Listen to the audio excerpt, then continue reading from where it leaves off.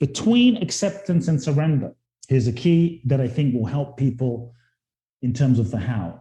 Between acceptance and surrender, there is another phase that most people miss, which is why I think a lot of folks have a struggle surrendering. Because sometimes people say, "Oh, just surrender," but I can't just surrender. Well, but I'm stuck. Just let it go. But I'm trying, because it's not necessarily a formula or 5-step mental process. The step between acceptance and surrender is grieving. Grieving. Surrender is a death. It's a death of who you thought you were. It's a death of an identity. It's a death of a relationship. It's a death of a dream. It's a death of something you thought was, wasn't, should be. It's a death. It's a letting go. And to truly let go and to truly surrender and be able to open your heart in real, authentic participation and surrender requires grieving. The willingness to feel the sadness, the willingness to feel the death, the willingness to feel and acknowledge what was, to release that truly and fully, not just in your mind, but in your physiology, in your heart, in your body, and to let that go. When we let go truly, then I think we're freed up to embrace the new. Are you curious about discovering ways of making your life better? Then welcome to my podcast. I'm Bob Nickman, and this is The Exploding Human.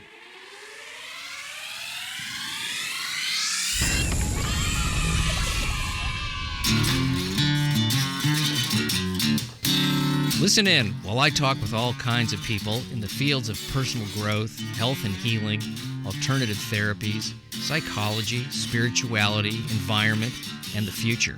I'm looking for those answers that make life better for everyone. You'll meet cutting-edge practitioners, doctors, artists, filmmakers, business people, and those who have overcome challenges. The brave, the curious, anyone who is out there helping us humans to explore, expand, and explode. Hey, welcome to The Exploding Human. My name is Bob Nickman. My guest today is Kute Blackson, and we're going to be talking about surrender. What is it? How do you do it? And what is the magic that comes from being able to authentically surrender? But before we get into that, I'd like to invite you to visit my website, theexplodinghuman.com. Over there you can listen to the episodes, read synopses of the episodes, see photos of the guests, little bio on myself, and there is a donate button if you'd like to support the show that will also give you access to some extra content. You can also listen to the show on YouTube, The Exploding Human with Bob Nickman. Add the with Bob Nickman to find the show on YouTube. And there is the Exploding Human Facebook page. Lots of places to listen. As I said, my guest today is Kute Blackson. His mission is simple: to awaken and inspire people across the planet to access inner freedom, live authentically, and fulfill their true life's purpose. What could be better than that? And toward the end of the episode, Kute and I talk about how he got started, what were the things that transpired in his youth and early adolescence and early 20s to propel him into this calling. And what an amazing story, what an amazing guy. I love talking to him. This is Kute Blackson. The magic of surrender. And, you hear about surrender, giving in to win, those kinds, that idea of, pushing against something that's not going to move. You might want to go the other way. And then people want to know, how do I do that? What does that look like? I mean, I know what it's looked like for me in certain situations, and having to admit, which is not a bad thing, a defeat of some kind. Like, I can't continue to behave and act the way I'm acting because it's just not working. First, I'll say this was not the book that I thought I was going to write. I had a whole bunch of ideas of the book I thought I was going to write.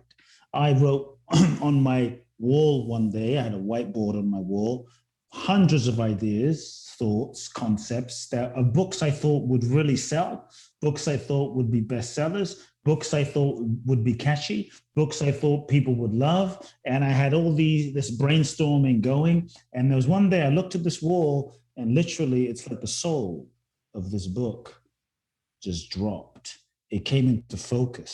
Everything just dropped. It was like the book is surrender. And so sometimes we have an idea of what we think life is going to be, or how we think things are going to unfold, or the book we think we're going to write, and it's something else. And at first, honestly, I resisted, like, I don't know if I want to write about surrender. And then I felt into it. I felt into the alignment. And I felt this is the book that is seeking to be written. And more than anything, my job is not to really write the book or force my idea onto this book. My job is to get myself out of the way and be a vessel for the information and the essence and the let's say the soul of this book to come through. And that's really what I did in the writing of this book. And so the title wasn't the title I thought it was going to be. Once I started writing the book, I thought, well, let me come up with a sexy title, something really interesting, something. And it was like, no. The magic of surrender. And the whole essence is, if you want more magic in your life, when I say magic, I'm not talking about hocus pocus, David Blaine, David Copperfield type of magic, right? Chris Angel, Houdini. I'm talking about more abundance, more joy, more love beyond your wildest imaginations, beyond what you can imagine with your own conscious mind. If you want more magic, you've got to surrender. If you want more magic, you've got to surrender. And surrender really is the password to freedom. And letting go, actually, I believe, leads to more. In our culture today, we have this idea, as you were kind of saying, that surrender means giving up. Surrender means being weak. Surrender means being passive. That if you surrender, you won't get your goals, you won't get your dreams, you won't manifest your soulmate. If you surrender, you're going to be homeless, you're going to be broke, you're going to, be clueless, you're going to have to move to the Himalayas. If you surrender, it's not a great thing, that you're going to be taken advantage of, that you're going to get less. I'm actually saying, what if you surrender and you got more than you could imagine, more than you could envision, more than you could project, more than you could even write on your goal list? What if life gave you more as you let go and open to life? And so in surrender, what I really mean is letting go of control. In surrender, what I really mean is letting go of trying to force life to be what you think it should be, force life into a certain program, force life to some preset package, force life to be some idea of what you think it should be that is a limitation. We get so attached sometimes to our goals. We get so attached to how we think things should be that we don't realize that we end up limiting life. We end up limiting what is seeking to unfold. So surrender is letting go of the idea, the projected idea of who we think we should be, letting go of the idea of what we think our life should look like, and actually opening to the authentic impulse of life and what life is seeking to express to us, what life is seeking to manifest to us. And I think as we can open to the life that is seeking to unfold versus the life we think we should be living, then I think we tap into a flow. Then we tap into an organic flow of life. And that's when I think magic happens. In the old paradigm way of, even in the spiritual field, the self-help field, there's an old paradigm I call an ego-based model of creating, which is really about forcing, imposing, asking the question, what do I want? To me, this is an old paradigm that as a culture, I believe we are being transitioned out of that way and that modality of living life. What do I want? Here's the thing. Sometimes you get what you thought you wanted in terms of goals. And maybe you've had this experience only to be left feeling, is this it? Is it? I got the car, I got the house, I got the vacation, I got the money, I got the girl.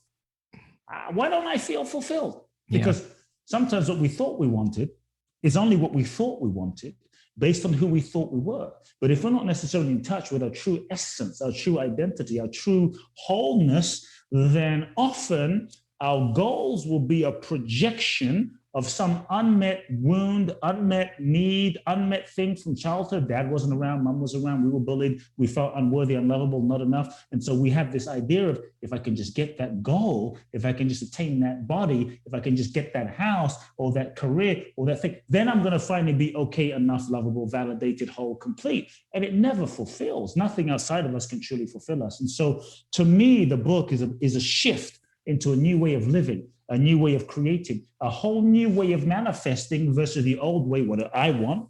It's about asking yourself a different question. And the question really is this: what is it that life is seeking to express through me? What is it that life is seeking to manifest through me, create through me, unfold through me, love through me, sing through me, write through me? What is the deepest impulse of what life is seeking to express through me? And then it's about feeling that, tuning into that, and then aligning your mind, your body, your actions in alignment with that deeper flow, the deeper authentic flow of life, and then aligning your goals, your dreams, your strategy, your marketing, your money, your resources to fulfill the authentic movement, the authentic expression, the authentic direction of what your soul is seeking to express. And so I think surrender is really surrendering to life. It's surrendering to your truth. It's surrendering to your soul's expression. And I think everyone that we consider great, Jesus, Buddha, Mother Teresa, Muhammad Ali, Gandhi, Bob Marley, the great ones in some way, shape, or form, they all had to surrender to being lived by life. They all had to surrender to more than their own mind, ego, control, and personal power. And look what life did through them. Look what life was able to express through them. And so I'm actually saying, when you surrender, you may get more than you could imagine. It's an interesting thing that I just remembered something that happened. I was with some people, and I was really upset about something. I can't remember the specific of, but I kept saying, it should be this way. I should have done this. I should have done that. And this guy slides a piece of paper across the table, and I open it up, and it's the word should with a circle around it and a line drawn through it. And I was like, and I kind of looked at him, and it was the first time I had thought about maybe that really isn't, this was like 30 plus years ago. And I thought, you know what, that is a recipe to be really unhappy, to think should, I should be this, I should not be that.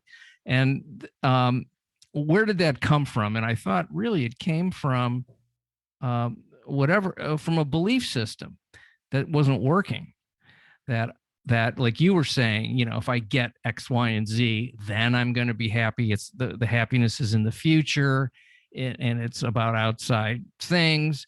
And that was a great moment for me. I'm not saying it took like 100% because it didn't, but it was a start of shifting the idea of the way I think and the way I believe there may be other options to bring what you're talking about, which is joy and fulfillment, and an idea that maybe what I was taught by parents, society, everything may not be the most accurate way to live a decent life internally. Sure. Yeah. So I always think about the word should crossed out. So when you do workshops, how do you? You do workshops, correct? Sure. You hold workshops.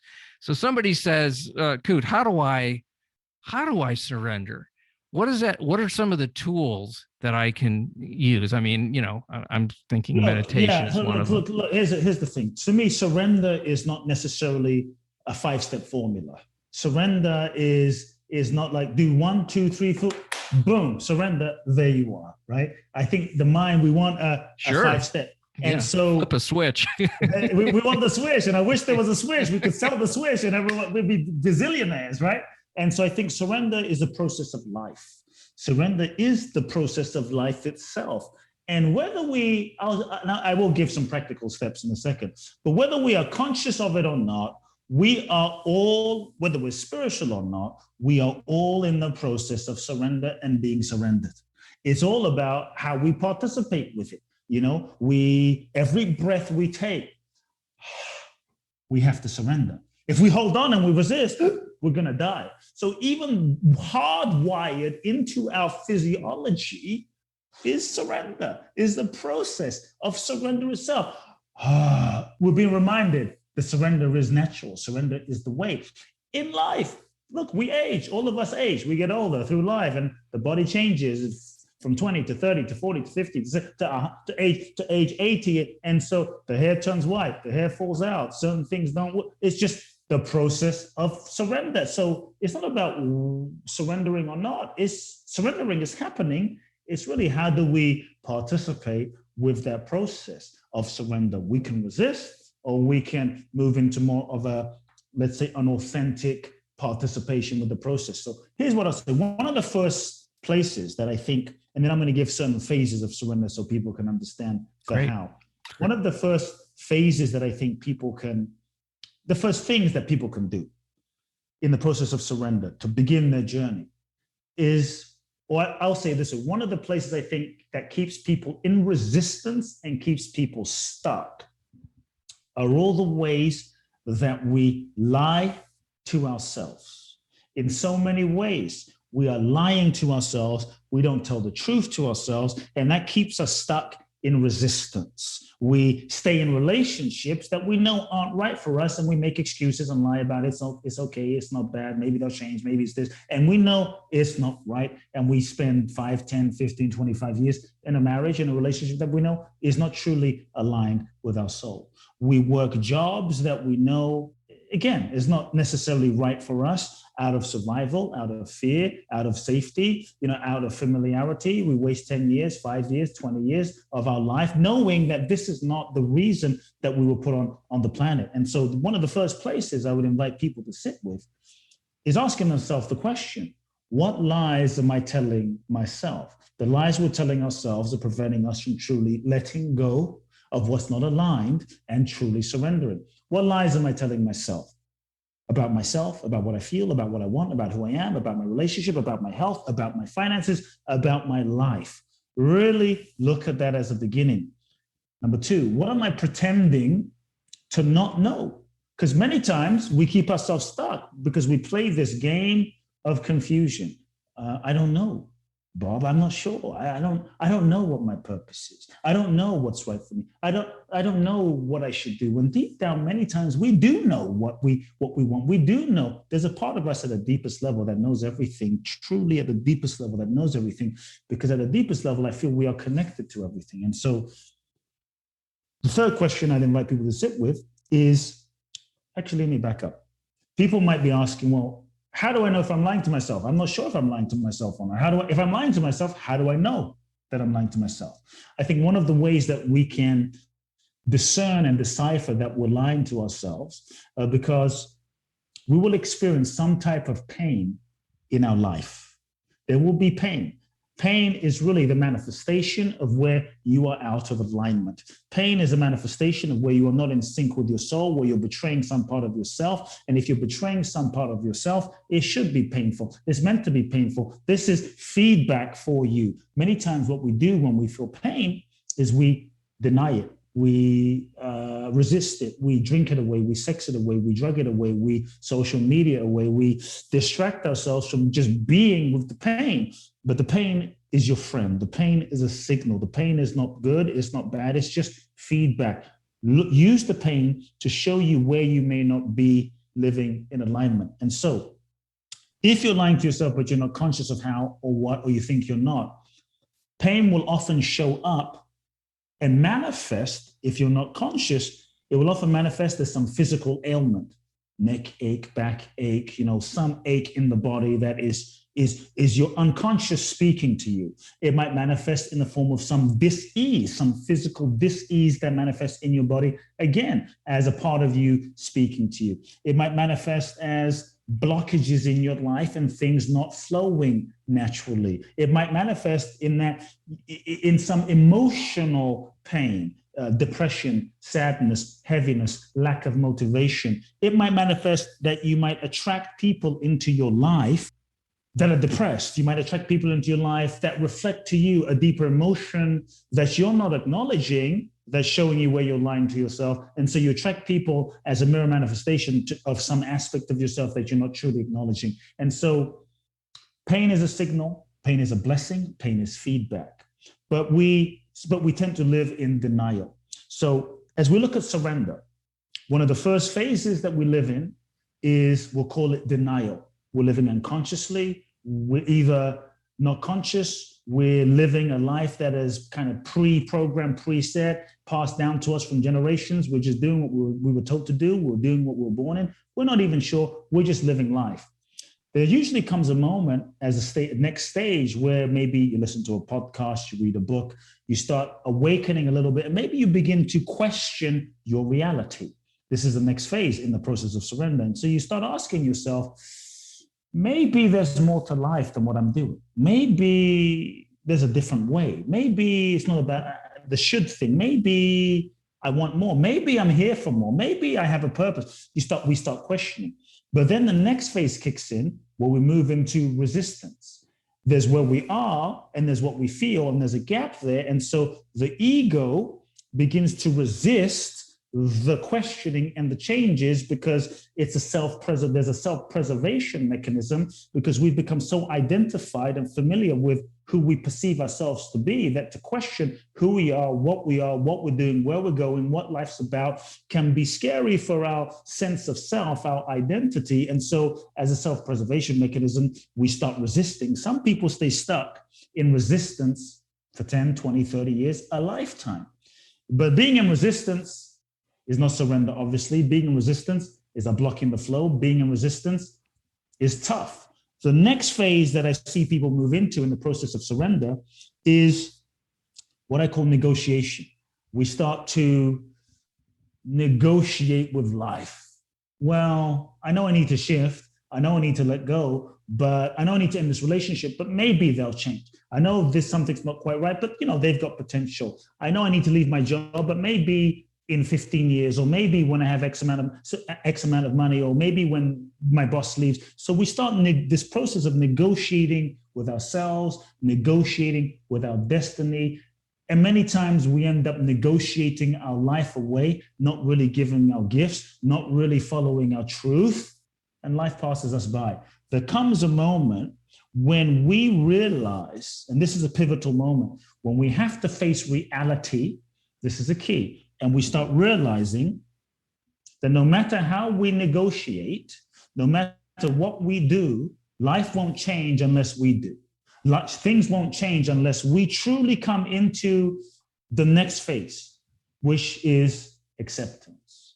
We have to then move into a state of acceptance with what is and what isn't, who we are and who we aren't, who our partner is or our spouse is and who they are. This is what life is. There's books that have been written about accepting what is.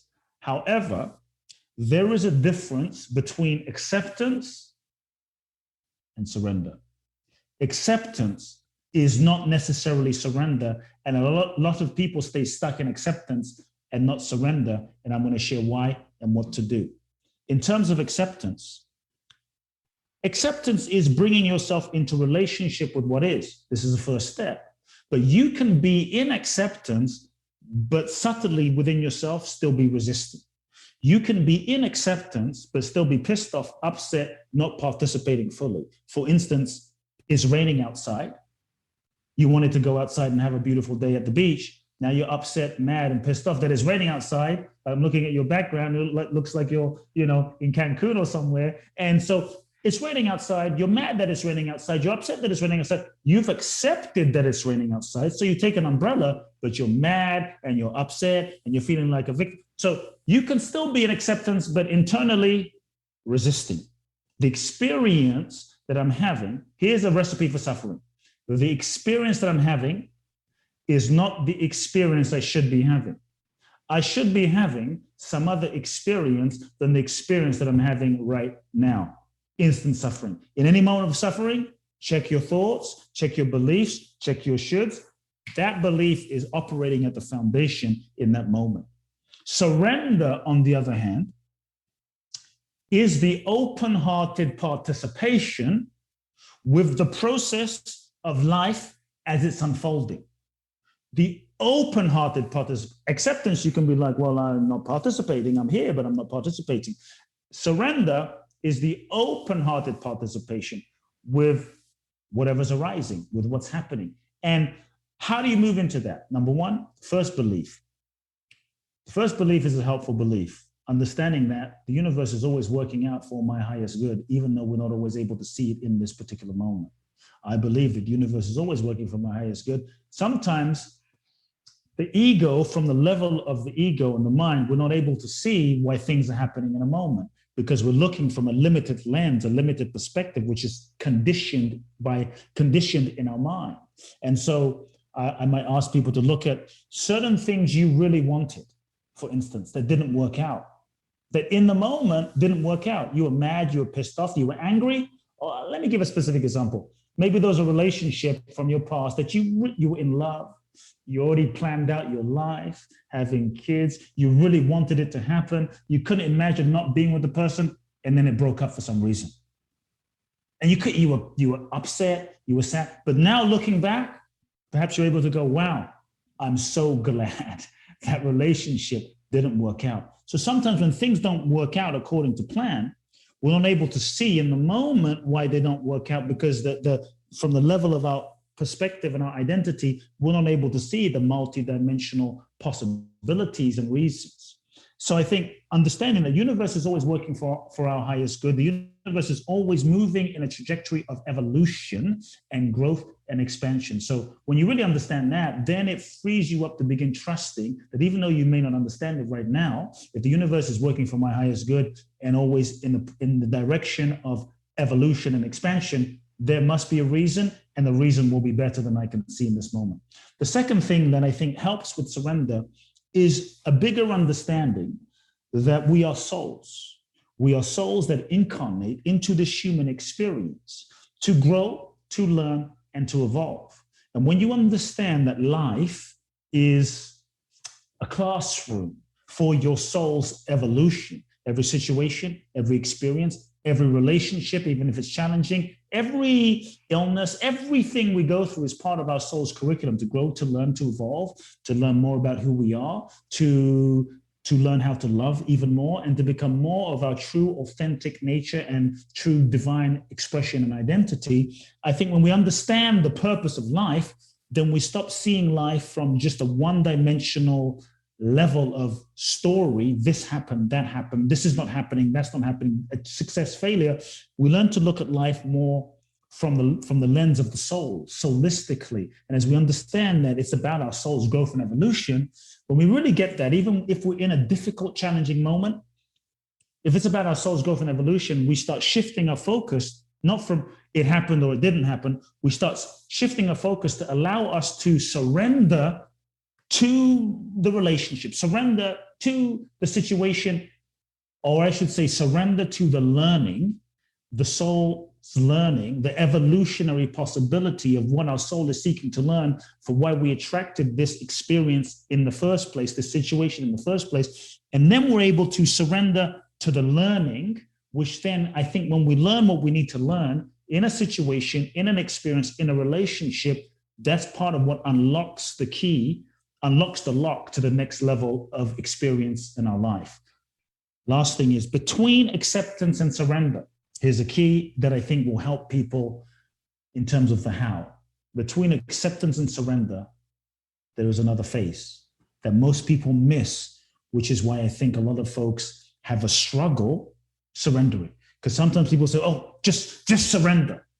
But I can't just surrender. Well, but I'm stuck. Just let it go. But I'm trying. Because it's not necessarily a formula or 5-step mental process. The step between acceptance and surrender is grieving. Grieving. Grief, grieving. Surrender is a death. It's a death of who you thought you were. It's a death of an identity. It's a death of a relationship. It's a death of a dream. It's a death of something you thought was, wasn't, should be. It's a death. It's a letting go. And to truly let go and to truly surrender and be able to open your heart in real, authentic participation and surrender requires grieving. The willingness to feel the sadness, the willingness to feel the death, the willingness to feel and acknowledge what was, to release that truly and fully, not just in your mind, but in your physiology, in your heart, in your body, and to let that go. When we let go truly, then I think we're freed up to embrace the new. Then we're freed up to truly authentically surrender. And so one of the reasons that I think we resist surrender is because we're afraid if I grieve, it's going to last forever. If I grieve, it's going to shatter me. If I grieve, I won't come back. If I grieve, then sometimes we don't fully allow ourselves to grieve, because if I grieve, then I have to really acknowledge that the situation or the relationship or the thing I'm letting go of is over. And so when we truly grieve, we release. We have to realize that all feelings remain present until fully felt. All feelings that we feel authentically, truly, fully, and allowed to move through us in stages, because grief doesn't necessarily happen on a timeline. It happens in layers, it happens in stages. And so when we acknowledge the grieving, allow it to move through us as another wave, and there's waves upon waves that will move through us, layers upon layers of grief that will move through us, then we're able to open our hearts to more joy, more love, the new, and really authentically surrender. Real surrender. Yeah. I was going to say the thought I had when you were talking about grieving is my resistance to grieving is twofold. One is I like to avoid pain. Yes, there we go. And I've been taught to avoid pain, and that's what the whole society is geared to, that. And my ego goes, oh no, you're not gonna grieve. You got screwed over, or the world didn't recognize who you think you are. Yes. And so that piece of it, I'm an avoider of that, of anything sad. I don't like it. Now, have I been forced into that? Yeah, of course, a number of times. But that was really the key when you were just talking about that. It's a key piece. Yeah, and the thing is, I remember once I was in a therapy session, and she says to me, most people, and you said it, they don't want to cry because they think it'll never stop. Yes. But the truth is, you can only cry for so long, and then it stops. I mean, how long? What's the longest you've ever cried? An hour? At a time. 2 hours? Maybe at the most. You're not gonna, and then maybe it happened again a few days later or whatever. But it isn't like you start and it's, every bit of liquid comes out of your body and you die. That doesn't happen like that. So, that's where the mind is really, really tricky. And, I have to say, some of the stuff when you were talking about it made me uncomfortable. And I think that's okay, because I'm a curious guy, but, what am I not being honest about? And sometimes you're not ready to be honest about it because it is too painful. And then after a while, the pain of not being honest becomes greater than the pain of being honest. And I think that's where the change comes. You're when you just jump to 51% ready to change, you're going in the right direction. Sometimes you have to surrender to the fact and be honest, the fact that I'm not willing to surrender. And that's okay. It's like, but being honest about, like, I'm not willing to surrender, and surrender to that. And when we're able to be without trying to force ourselves into surrendering, it's like, I'm not willing to surrender. Let me be with the reality in this moment, the experience in this moment of that I'm not willing to surrender. Then we get into relationship with the resistance. Then we're not trying to override the resistance. When we can just be with the resistance, that's when something can start happening. It's just like, wow, I'm not willing to surrender. Let me just be with that and feel what's underneath that, rather than trying to force ourselves into some version of surrender. And I think when we can be with that, things start moving. We can feel what that is. We can feel underneath it, and movement can happen. And so surrender doesn't have to just happen in an instant. It's a process. I'll just say that there is such a thing, I think, as fake surrender and real surrender. Sure. Just for the sneaky ego mind, just to call us all on it. Fake surrender is when you know that you need to let something go. You got to release, you got to let go, And so you say, okay, I'm going to surrender, Bob. I'm going to let this go. So that I can get XYZ. Yeah. I'm going to surrender this relationship so that she'll come back. I'm going to surrender so there's a surrender as, again, a formula, a strategy, a manipulation to control an outcome in order to. It's surrender with conditions. That is fake surrender. Real surrender is still when you know you need to let go. You know something needs to shift. You know where you feel the movement, but you may not know what will be on the other side. And you don't try to project what's going to be on the other side or control what will be on the other side. But you know you need to move in this direction, but will it end? Will she be with me? Will it not? I don't know. But all I know is I need to have this communication. All I know is I need to share my truth. All I know is I need to have this difficult, moment. And that's what I have to surrender to. When real surrender is when you really don't know what will be on the other side, but you go in the direction of what is true, where the energy is, where life is moving you. And so here's what I found. When you don't try to project in the future of what you think is going to happen when you surrender, then you're living in a space of possibilities because you're not imposing the past on the future. And when we impose the past on the future can only be some modified version of the past. When you're truly in that space of openness, that's when miracles can happen. That's when the magic can happen. Things can happen in your life that you couldn't even imagine. And so I think one of the things we have to learn to embrace, which is not easy, it is a challenge for us all as human beings.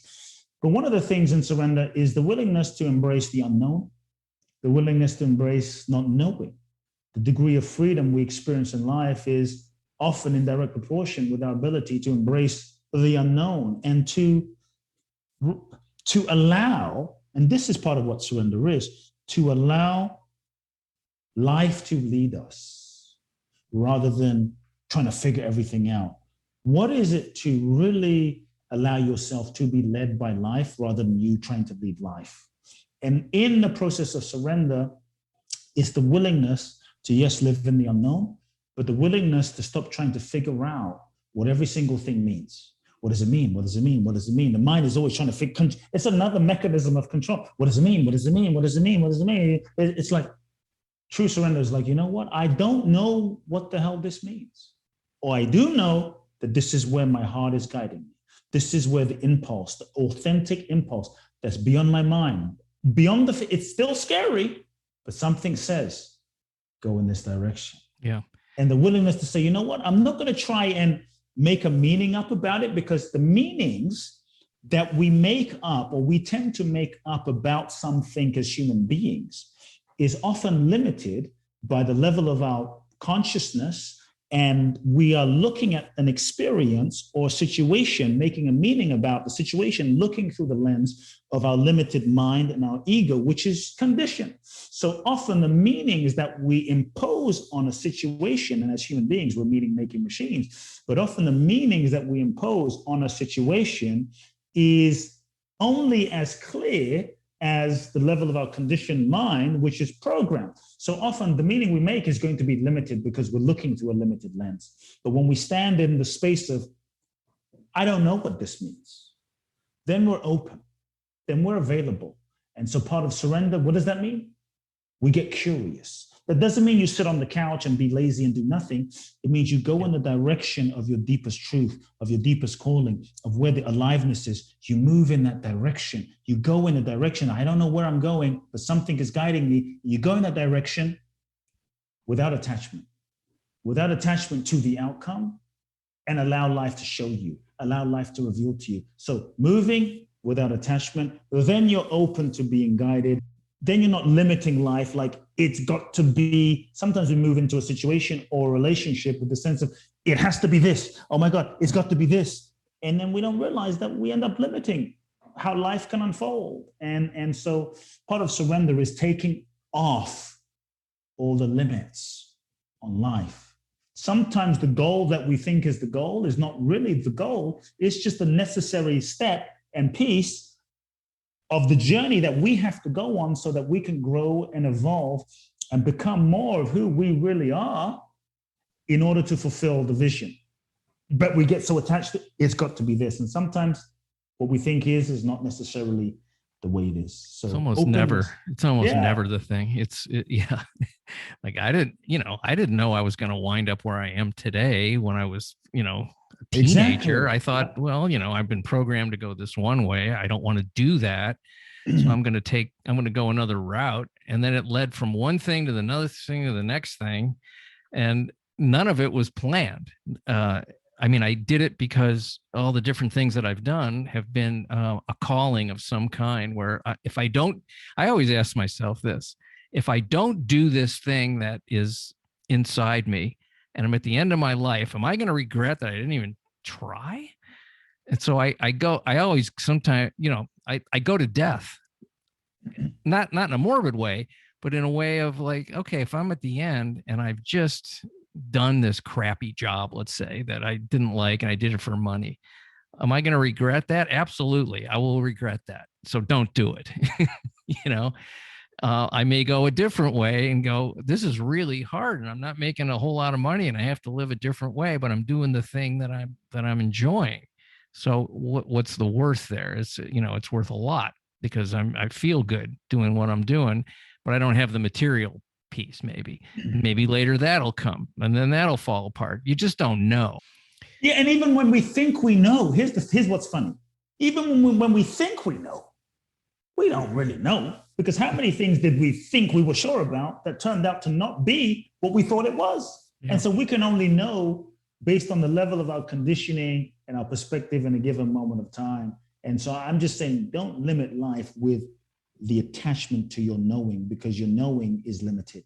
Our knowing, the mechanism through which we know as human beings is this nervous system, this mind, which is conditioned. It's like looking at a beautiful painting, but we only see a tiny little corner or that black spot in the corner. And we think the whole thing is dark, is black, but we don't see that the black spot is part of this infinite, crazy, amazing universe. And it is just a little piece of this entire painting and tapestry. But we're looking at this little black spot in the corner thinking everything's bad. You're sometimes not getting what you thought you wanted is the biggest blessing. Yeah. Is grace. Is grace, but we're not able to always see it. So when things don't work out, I think it's always great to just get curious. Like, rather than say, oh, this is what it means, say, what could this mean? What amazing thing could be happening? What thing could be happening that's better than I even imagined? To me, curiosity is a key quality for surrender. I love that. What was the catalyst for you going in this direction? Did you have something in childhood, or did you have a mentor, or did you have certain challenges that led you to this kind of work? Because it's really an extraordinary gift to be able to articulate this and help people to see these things. You mean this direction in terms of my work, or this direction in terms of surrender? Well, it's everything, most people don't go into the personal growth field unless they've been through something themselves or been shown things. What were the difficulties or the challenges or the things that happened to you? I mean, you weren't, I always like to know why somebody is how they became the way they are. From a very young age, I was born in Ghana, West Africa. My father's from Ghana. My mother's Japanese. I grew up in London. From a very young age, a couple of things I always felt. I remember being age 5, age 6, and I would feel people so deeply, empathically. I was a very sensitive kid, and I always felt people suffering. And there was a deep part of me that, as a young boy, I wanted to alleviate people's suffering. I didn't know how, but I just felt everyone's feelings and suffering very deeply. And there was a desire to help in some way. And I would see people who, this is in London, who seem to have every reason to be happy, the car, the homes, the wealth, what have you, miserable. And then I saw some folks that seemed to have, I grew up in, basically I grew up in, I'm going to say in poverty, but without a lot. And so I grew up around people that didn't have very much. And I saw many folks that didn't have a lot seem to be happy and fulfilled and just at peace and so things didn't make sense. So I started to ask myself the question at a young age, what is life about? What is the purpose of life? Is it just to wake up, go to sleep, make money, have sex, make babies, go on vacation, buy a car and then die? Like, surely there has to be more to the purpose of life than this. And so all of these questions at a very young age started to brew for me. And so what happened for me was, one of my first memories too was literally seeing a crippled woman crawling on the floor. She picks up the sand that this man walks on, wipes it on her face, and stands up. A miracle. Week after week, I grew up seeing miracles. And the same man whose sand she picked up would look at a woman in a wheelchair and say, "Why are you in this wheelchair? You're not sick, stand up." Miracle. A person would come in with crutches. "Why are you in crutches? Throw your crutches away." He would touch them. Miracle. The blind would see. So this man was my father. And so my father's can be considered a spiritual guru, teacher of some sort. He had built 300 churches, very spiritual, mystical guy, 300 churches in Ghana, West Africa, had a huge church in London. So when I was age 8, I was thrown in the audience, and this is, you could say, where my career began, thrown in the audience, and he said, "Speak." And I had no idea what the hell I was going to say. I was more interested in playing soccer than church, and words started coming out of my mouth that I couldn't explain. And that began a trajectory. And so when I was 14, I was ordained as a minister in my father's church. It was announced that I was going to be my father's successor. I was going to be the one that took over and led his organization, carried on his legacy. But I knew honestly that wasn't my path. I knew that wasn't right for me. And there was a deep sadness in my heart. The feeling of when your heart sinks. And my heart sank because I knew it wasn't right. It wasn't aligned. And I said nothing for 4 years. My fear was, if I dared to tell the truth, if I dared to speak my truth, if I dared to tell my father how I really feel, I would be alone. I would be outcast. I would lose his love, and I'd be abandoned. And so I said nothing. But when I turned 18, I looked into my life, and I believe life is a series of decisions. I felt called to come to America. I felt called. I had these visions of impacting people around the world. And I felt this calling to come to America because this is where all of the authors I'd read about seemed to be, in the self-help field. And yet it was an unknown path. And for me, I looked into the expected path. My life was set out for me, do this, take over. Everyone had all these expectations. And when I looked into the expected path, I realized I could be successful by anyone else's standards, by the world's standards. But if I don't have myself, if I don't have my soul, if I don't have who I am, then what kind of success is it? And I felt such a pain as I projected into my future, age 20, age 30, age 40, age 50, age 60, age 70. It's like, wow, you can't be truly fulfilled and happy living someone else's life or being someone else that you're not. And so in that moment, I made a very difficult decision, very challenging. I mean, I'd been depressed for 4 years, sad for 4 years, unhappy, just toiling and in turmoil with this decision I felt like life and death. And spoke to my father, told him I wasn't taking over his ministry. We didn't speak for 2 years. It was deeply challenging. I had a very difficult relationship with my father growing up, even prior to that point. And there was a lot of pain there, feeling rejected and feeling unloved and unseen and all of this stuff. And he wasn't around a lot. And so having this conversation with my father was difficult. We didn't speak for 4 years. And then I won a green card in the lottery. Oh. I won a green card in the green card lottery. I felt this calling to come to the US, and I said a prayer at a young age. I said, God, if this vision is true, if this dream that you've put in my heart is real, then you must make a way, because I've never been so alone. I feel like I'm just swimming in an ocean by myself with no lifeline. Help me. And literally, I kid you not, days later, I'm in a library. Someone hands me a magazine called The Economist. I feel chills. I look in the back. It says the American government's giving away 55,000 green cards in the green card lottery. And in that moment, I knew what was going to happen. And I saw my future. And I applied. Long story short, months later, I won a lottery, came to the US, 2 suitcases, knew no one in the country, $1,000, 1 suitcase full of books and seminar audios, 1 suitcase full of clothes, showed up in Venice Beach at age 18, 19.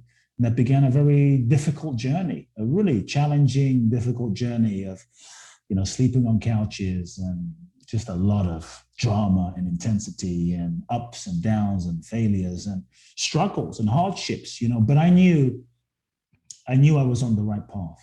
I knew that I was following my soul.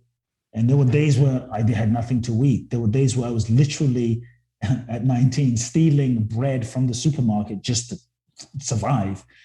But I knew that something was guiding me. And I had a peace in my heart, even though it was difficult. And life happened. I started traveling.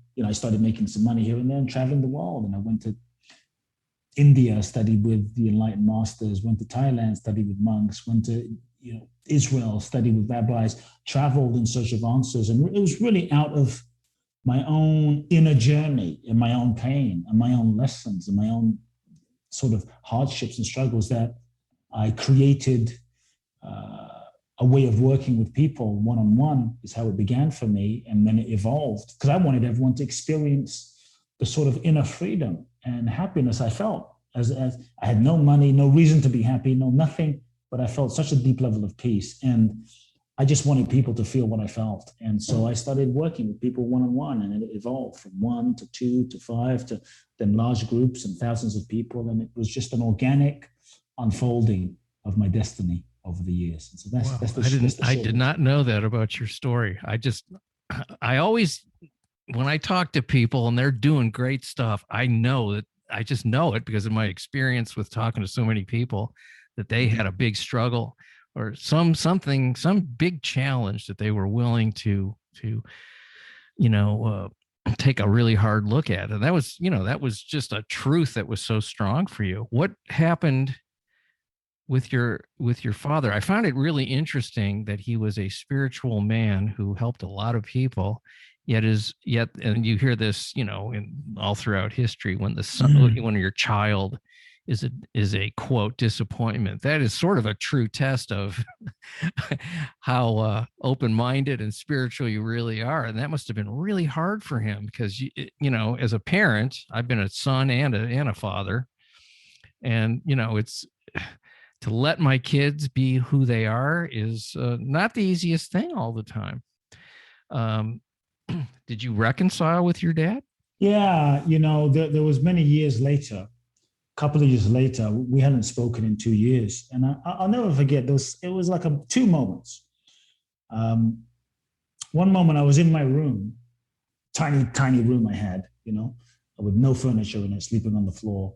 And I was wallowing in my own feeling sorry for myself, victimhood, woe is me. I have no support from my dad, no support from life, no support from God. I'm alone. And I feel like I'm following my soul and nothing is happening. And I remember being in that moment. It was like something hit me on the head like a lightning bolt. And it's hard to explain, but this sense of, basically I realized no one is coming to save me in that moment. Nobody's coming. It was a realization of like, I'm wanting my father, I'm wanting somebody, and it was like a still voice that said, no one is coming. No one is. You're like, you've been given everything, health, energy. You can create. You've been given life, and I realized that my father wasn't a perfect father. He wasn't the father I would have wanted maybe growing up. But for my soul's evolution, he was the perfect father that I needed to learn certain lessons. Mm-hmm. And had he not been who he was, I would not be in that moment and now who I am today. And so I had to realize that I had to get over this sense of entitlement that he owed me anything. And so there was a real kind of download of no one owes you anything. Nobody owes you. God's given you everything. Your dad gave you life.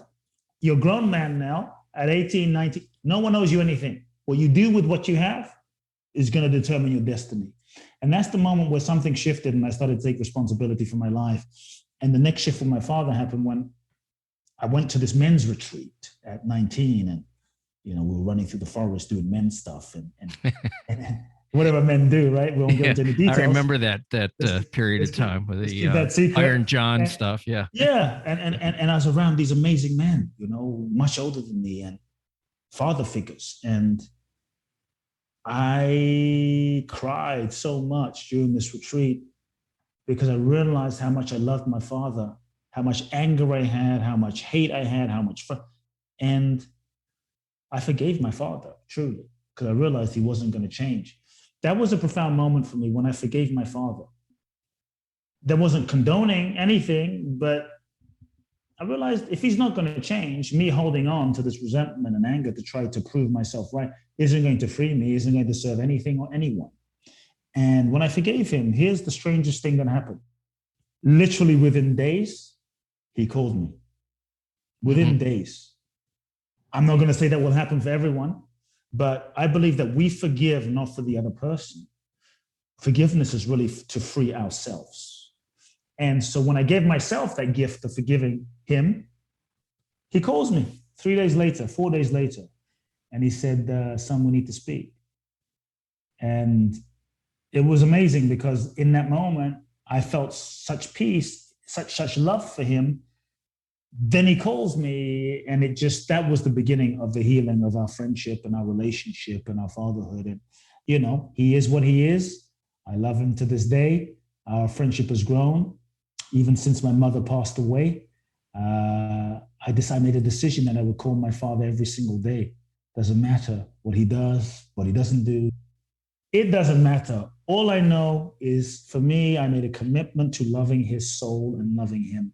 And I call him every day and I express my loving to him, regardless of what he does or doesn't do. And for me, that's been a great blessing and an honor to be able to have the opportunity to love his soul, not just his personality, but to love his soul. It's been a great blessing, And I think, look, whenever we love, we never lose. You can't go wrong. Even if the loving is not returned from the person that you gave it to. Sometimes we say, well, I'm not going to love because they're not being loving. And when they be loving, then I'm going to love. But whenever you open your heart and you say, screw it, I'm going to just love. Just you get to open that heart muscle. You get to express that loving. You get to grow. That inner muscle of loving expands. So you get stronger in your capacity to love, which is a blessing. And whenever you open your heart to love, you open your heart to receiving at the same level at which you're opening. So whenever you love, you set yourself free. And I think that's one of the greatest blessings in loving my father. I love that story. It's, I called my parents every day after they reached a certain age and they were having, physical problems and just, and I made that a point because I didn't treat them that well because I was same thing. I was kind of angry about certain behaviors. And I hit this point where I went, they did the best they could. And I actually believed it. I really believed it. I didn't used to believe it. And then I did.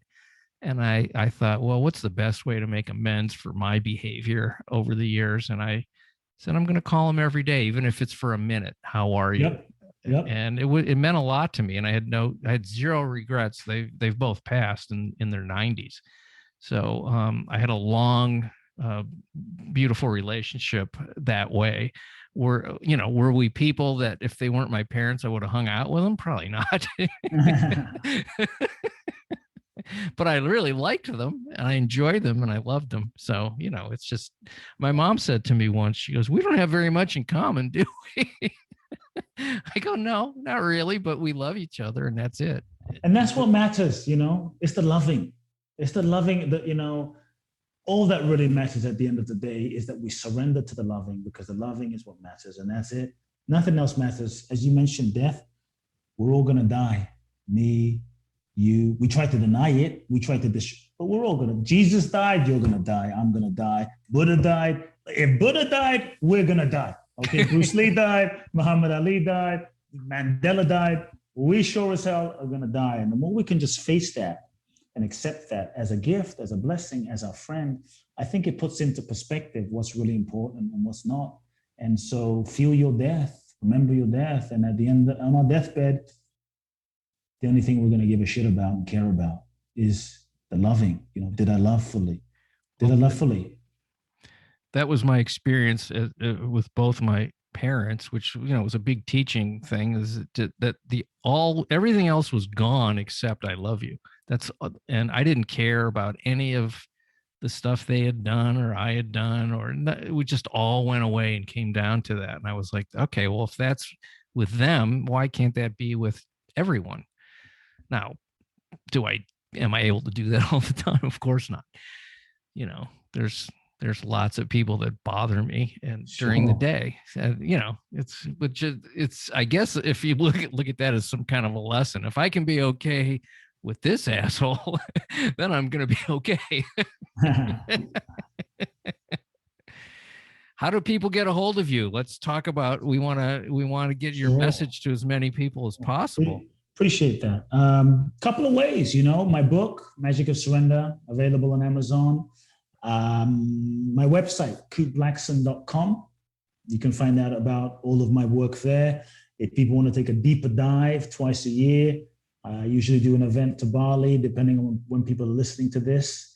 Deep dive 12 days, www.boundlessblissbali.com. People can find out about my deep dive journey to Bali there. Facebook, I'm on it. Instagram, Kute Blackson. I'm available. Reach out anytime. You are accessible. That's fantastic. All right. Well, I really appreciate talking to you. That was really, it's a pleasure. Really, really wonderful. You're a great guy, and I'm so happy to have heard your story. And I hope that's inspiring and gives a lot of hope to people. If you're thinking maybe it's not going to go my way, maybe your way isn't the way, and there's another way that is your way. Exactly. If that made sense. Exactly. Well, thanks so much. Have a great day. Thank you. Thanks so much for listening to The Exploding Human. Please check out the website, theexplodinghuman.com, the YouTube channel, The Exploding Human with Bob Nickman, and The Exploding Human Facebook page. Once again, big, big thanks to Kute Blackson for a wonderful talk. Have a great day, everybody. Appreciate you guys listening. Thank you.